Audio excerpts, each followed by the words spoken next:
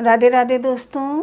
आज बात करेंगे इस वीडियो में आने वाले 21 जून 2026 को विजय सप्तमी है और इसी दिन व्यतिपात योग भी है।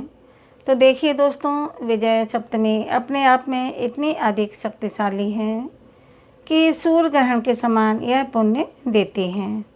और व्यतिपात योग के बारे में अभी आप लोग सुन लेना कि कितनी इसकी अद्भुत महिमा है, कितनी अधिक अद्भुत महिमा है और सूर्य ग्रहण के समान यह पुण्य देती हैं।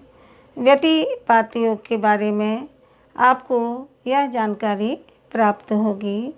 जब ये दोनों योग एक साथ मिलते हैं तो कहना ही क्या है, क्योंकि जीवन में ऐसे दुर्लभ योग बार बार नहीं आते हैं। विजय सप्तमी की पहले हम बात करेंगे कि यह 21 जून को रहेगी और ये रहेगी सूर्योदय से लेकर दोपहर के 3:20 तक।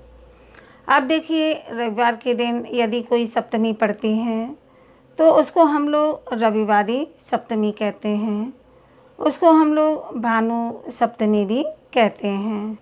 ठीक है, लेकिन यही सप्तमी रविवार का दिन हो, सप्तमी की तिथि हो, लेकिन शुक्ल पक्ष हो तो इसको हम लोग विजया सप्तमी कहते हैं। तो 21 जून 2026 को शुक्ल पक्ष रहेगा, रविवार का दिन रहेगा और सप्तमी तिथि रहेगी। इसको विजया सप्तमी कहते हैं। अब जो साधारण सप्तमी आती हैं कृष्ण पक्ष आदि में, तो उसके अंदर जो भी हम लोग सत्कर्म करते हैं वह सूर्य ग्रहण के समान पुण्य देने वाला कहा जाता है। ऐसे ही जब विजय सप्तमी आती है शुक्ल पक्ष में तो इसकी महिमा और अधिक बढ़ जाती है, इसका पुण्य और अधिक बढ़ जाता है। पहाड़ जैसा आपका पाप हो, लेकिन कोई विजय सप्तमी के दिन यदि व्रत उपवास कर ले तो उस पहाड़ जैसे पाप का विनाश क्षण भर में हो जाता है, चुटकियों में हो जाता है। जी हाँ, पूरी महिमा मैं आपको शास्त्र के अनुसार बताऊंगी, आप ध्यान से सुनिएगा। बाकी खूब सारे पुराणों में इसकी महिमा आती है, जैसे ब्रह्म पुराण आदि में, शास्त्रों में ना संवाद आता है युधिष्ठिर में और भगवान श्री कृष्ण में। युधिष्ठिर जी पूछते हैं भगवान श्री कृष्ण से कि सप्तमी च यदा देवकेन कालेन पूज्यम किम फलम नियम कश्चित च देवकी नंदन कश्चित व देवकी नंदन। युधिष्ठिर कह रहे हैं कि हे देवकी नंदन, भगवान श्री कृष्ण सप्तमी की पूजा किस समय की जाए, उसका फल और नियम क्या है, कहें। तब भगवान युधिष्ठिर को उपदेश करते हुए कहते हैं, यानी शुक्ल पक्ष की सप्तमी जब हो तब सप्तमी विजया नाम इस योग में वह सब महाफल देने वाला होता है। यह साधारण फल नहीं देगा, महान फलों को देने वाला होगा। फिर आगे भगवान जी कहते हैं स्नान यानी क्या होता है, ना कि आप सूर्योदय से पहले स्नान कर लेना, हर हर गंगे कहते हुए स्नान कर लेना, या तो कोई नदी आपके पास हो उसके अंदर स्नान कर लेना चाहिए। नदी आप कहें कि हम अंधेरे में कैसे जाकर स्नान करें, तो नदी के लिए छूट है कि सूर्योदय से लेकर 1.5 घंटे तक है ना, सूर्योदय होने के 1.5 घंटे बाद तक आप स्नान करेंगे तो वही आपको पुण्य फल मिलने वाला है। तो इस दिन दान में क्या क्या दान करना है इस दिन, देखिए रविवारी सप्तमी का यह है, जब सूर्य से संबंधित कोई चीज़ आ जाती है तो इसके अंदर मालपुआ दान की खूब महिमा हो जाती है।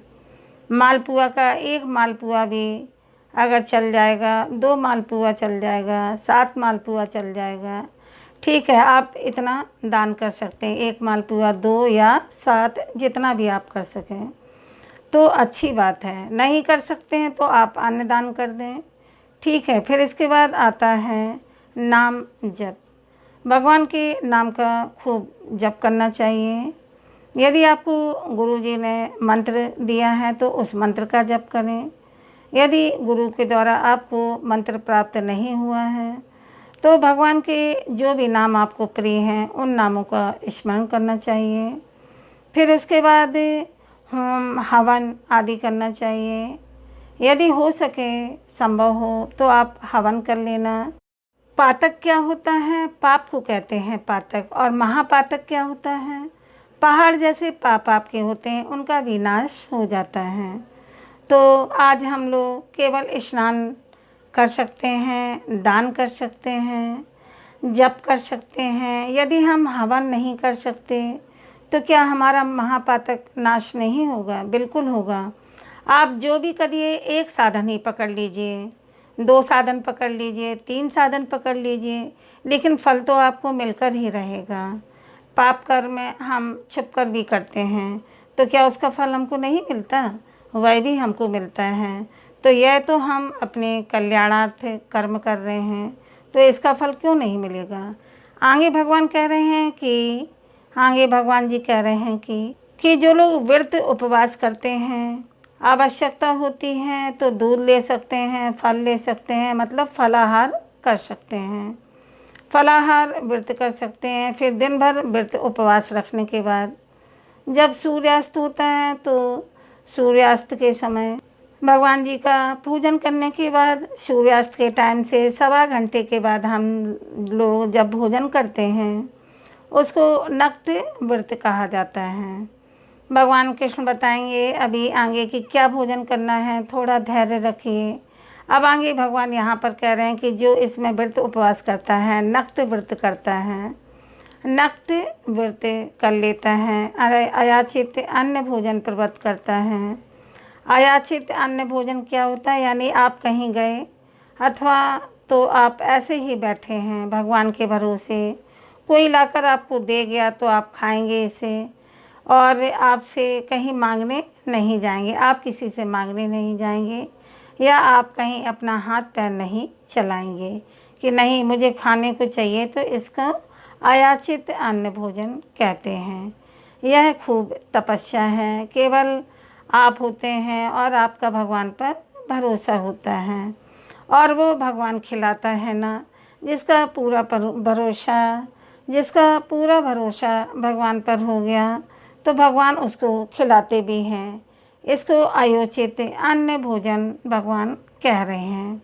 फिर आगे क्या कह रहे हैं भगवान जी कि इसे जय सप्तमी के व्रत के प्रभाव से वह रोग से मुक्त हो जाता है, विद्यार्थी विद्या को प्राप्त होता है, दरिद्र लक्ष्मी को प्राप्त करता है।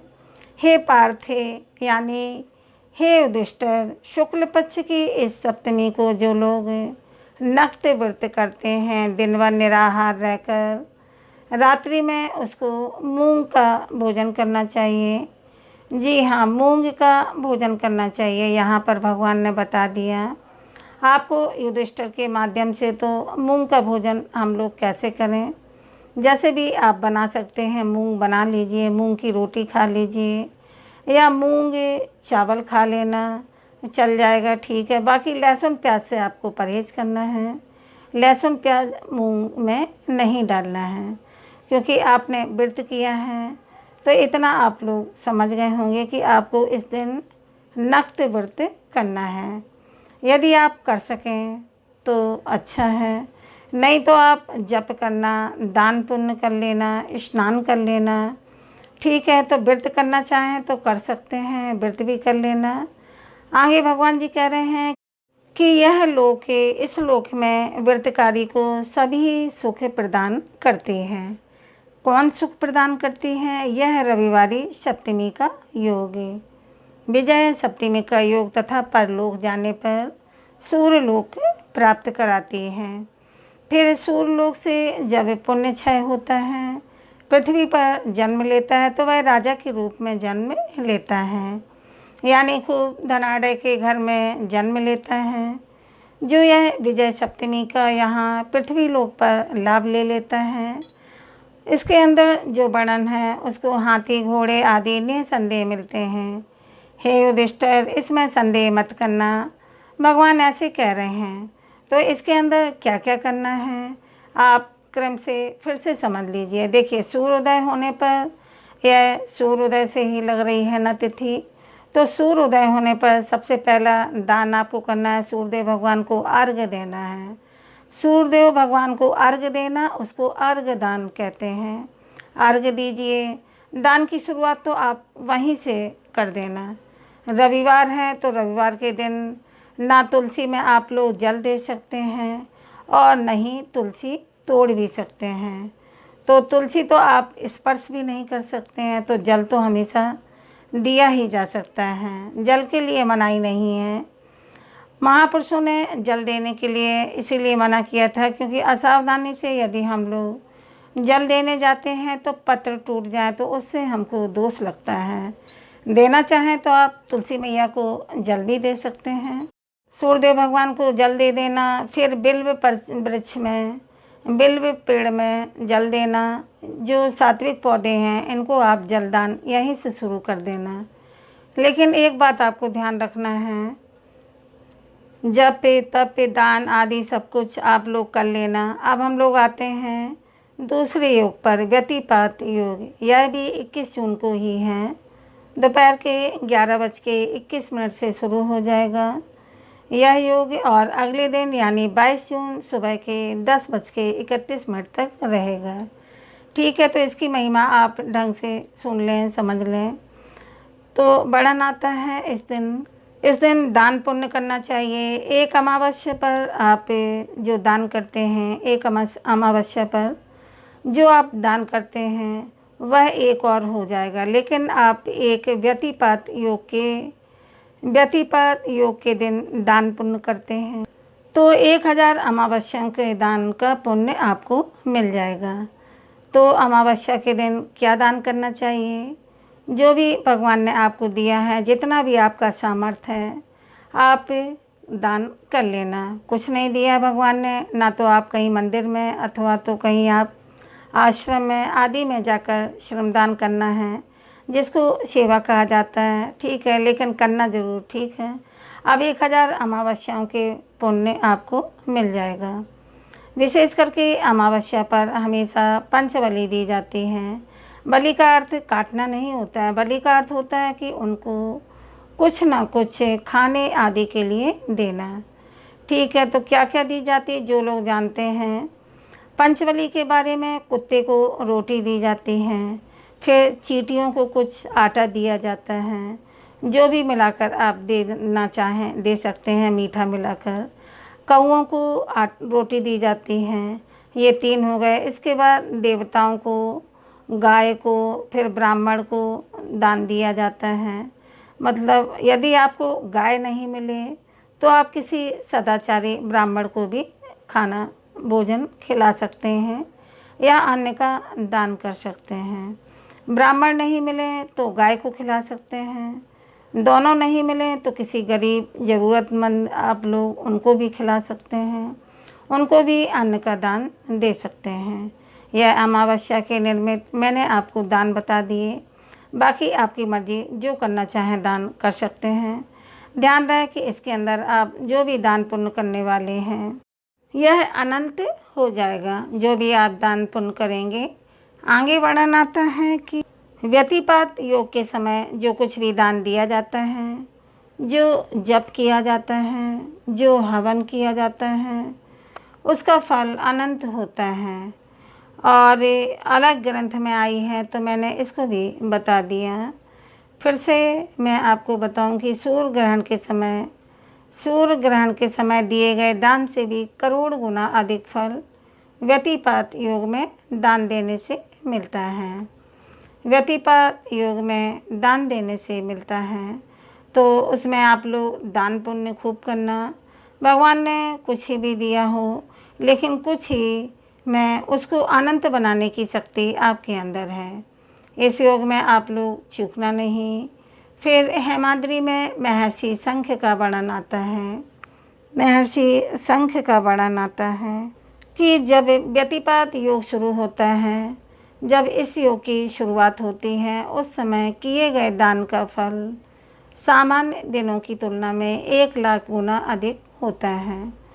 फिर 1,00,000 गुना अधिक होता है, यानी मध्यकाल में होता है। जब योग का मध्यकाल होता है, इसमें आप जो भी दान पुण्य करेंगे वह आपका 1 करोड़ गुना हो जाएगा। पतन काल हो तब इसके अंदर दान करने में 100 करोड़ गुना हो जाता है। जब यह योग समाप्ति की ओर बढ़ रहा हो, समाप्ति की ओर बढ़ रहा हो, पतन काल हो, तब इसके अंदर दान करने से 100 करोड़ गुना फल मिलता है। फिर इसका पुण्य अच्छा हो जाता है, यानी कभी नष्ट नहीं होता। तो विजया सप्तमी और व्यतिपात यानी हमारे जीवन का दुर्लभ संयोग ठीक है। अब देखिए यहाँ पर ना समय का भी विभाजन हमारे शास्त्रों में बताया गया है। 21 जून को यह योग शुरू हो जाएगा। तो उत्पत्ति काल ना 22 नाड़ियों का होता है, यह 8 घंटे 30 मिनट का रहेगा इस बार। ठीक है, तो हर बार अलग अलग थोड़ा समय हो जाता है, क्योंकि समय कभी 23 घंटे का होता है, कभी 24 घंटे से थोड़ा अधिक हो जाता है, इसीलिए मैं आपको बता रही हूँ। उत्पत्ति काल 22 नाड़ी 8 घंटे 30 का रहेगा। यह 21 जून को सुबह 11:21 से शुरू होगा और 7:50 रात्रि तक रहेगा। यह उत्पत्ति काल माना जाएगा व्यतिपात योग का। इसके अंदर आप जो भी दान पुण्य करेंगे 1 लाख गुना होने वाला है। फिर दूसरा भ्रमण काल रहेगा 21 नाड़ियों का। इसके अंदर 8 और 6 मिनट, 8 घंटे और 6 मिनट का समय मिल रहा है। तो हमको यह 21 जून शाम के 7:50 से शुरू होगा और 22 जून सुबह 3:57 तक यह योग रहेगा। इसके अंदर आप जो भी दान पुण्य करेंगे वह 1 करोड़ गुना पुण्य फल देने वाला है। फिर तीसरा है पतन काल, यह 10 नाड़ियों का होता है। शास्त्र के अनुसार जो इस बार 3 घंटे और 52 मिनट का रहेगा। 22 जून के सुबह शुरू हो जाएगा 3:57 से लेकर सुबह के 7:49 तक। ठीक है, इसके अंदर आप जो भी दान पुण्य करेंगे, सत्कर्म करेंगे, यह सब 100 करोड़ गुना फल देने वाले हैं। अब यहाँ पर चौथा जो पातक काल होगा वह 2 घंटे 42 मिनट तक रहेगा। यह 22 जून सुबह 7:49 से लेकर 10:31 तक रहेगा। तो इसके अंदर आपको अच्छे पुण्य मिलने वाला है। अब देखिए, यदि आपने यहाँ पर समझा होगा कि आपका पुण्य 100 करोड़ गुना हो रहा है, लेकिन वह अच्छा नहीं हो रहा है, केवल पातक काल में ही अच्छा हो रहा है। पात काल में ही अच्छा हो रहा है, तो अच्छे पुण्य की कितनी महिमा है इससे ही आपको समझ में आ जाएगा। यानी कुल मिलाकर कहने का मतलब है, व्यतिपात योग में आप जब भी कुछ भी करें आपको सब लाभ ही लाभ होने वाला है। अब आप लोगों का प्रश्न आता है कि व्यतिपात योग जब ख़त्म हो रहा है तो यह तो सुबह सुबह ख़त्म हो रहा है, इसके अंदर हम लोग दान पुण्य करने कहाँ बाहर निकलेंगे। तो सबसे सरल उपाय यही है कि आप जो भी दान पुण्य करना चाहते हैं आपने स्पर्श कर लेना उन चीज़ों को और भगवान से मन ही मन कह देना कि हे प्रभु, हम इस पावन योग में हम इन चीज़ वस्तुओं का दान कर रहे हैं। आपको उनको किनारे रख देना है, अपने जब ध्यान में लग जाना। फिर उसके बाद जब समय हो जाए आपका जप ध्यान का नाश्ता पानी जो भी हो जाए, उसके बाद जाना और इन चीज़ वस्तुओं का दान करके आ जाना, वही पुण्य लाभ आपको मिलेगा। ठीक है, तो विशेष करके दान भी इसके अंदर खूब महिमा है। दान के बाद भगवान के नाम जप की महिमा है। भगवान के नाम की जप की महिमा हमेशा ही है। किसी भी योग में भगवान के नाम का जप नहीं चूकना चाहिए। भूल जाना सब कुछ, लेकिन भगवान के नामों का जप मत भूलना। अब देखिए, यहाँ पर मैं आपको 21 जून को सूर्योदय से लेकर दोपहर के 3:20 तक विजय सप्तमी है और व्यतिपात योग भी शुरू हो रहा है सुबह के 11:21 से अगले दिन तक यह रहेगा।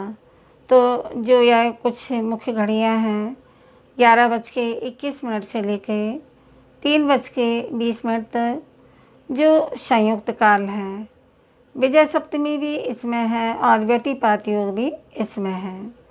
इस घड़ी का आप लोग खूब लाभ उठाइए। इस घड़ी में खूब भगवान के नाम का जप करें और इस घड़ी में आप दान पुण्य भी कर सकते हैं। ठीक है, वीडियो का यहीं पर समापन करती हूँ। उम्मीद है आपको यह जानकारी अच्छी लगी होगी। वीडियो को लाइक करें, शेयर करें, चैनल को सब्सक्राइब करना बिल्कुल ना भूलें। अब मिलते हैं अगली वीडियो में, तब तक के लिए दोस्तों राधे राधे।